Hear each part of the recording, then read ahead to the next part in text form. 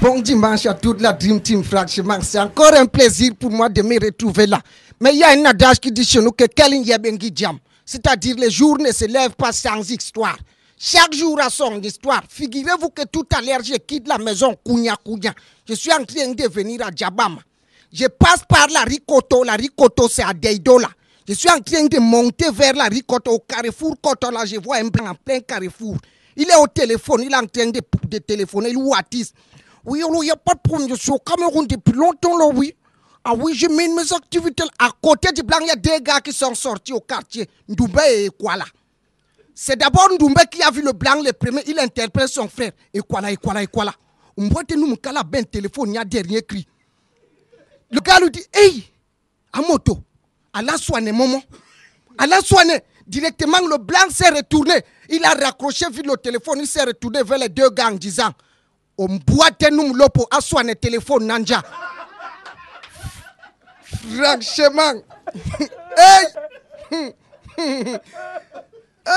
c'est là où j'ai compris que franchement, le Cameroun, ce n'est pas seulement l'Afrique en miniature, mais le monde en miniature.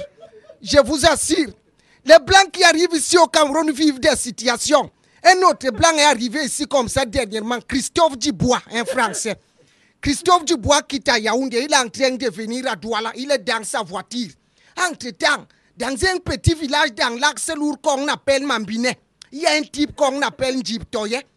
On vient de l'offrir une carte 4. Il n'a pas encore très bien eu son permis, mais le gars s'exerce de temps en temps dans sa carte 4. Ces jours-là, donc, il était dans sa carte 4. Il quitte le petit village Mambiné, il descend vers l'axe lourd. Voilà Christophe Dubois qui est en train de venir avec sa voiture aussi. Il quitte Yaoundé pour Douala. Lui, il vient. Ouang, avec sa voiture, ouang. Entre-temps, Njiptoya aussi vient avec sa carte, young. Ça donnait un ouang, young. Ça dit Christophe Dubois, ouang, Njiptoya, young, ouang, young. Pendant que Christophe Dubois descend, Njiptoya coule, ouang, young, ouang, young. La deux se croisent, ouang, young, boum. Accident grave. Hey, les gens accourent. On récupère les deux accidentés. En fait, ils ont les mêmes cas. Chacun a coupé la langue. Directement, on récupère les deux langues, on met dans une boîte, on transporte à l'hôpital de Sarbayemi.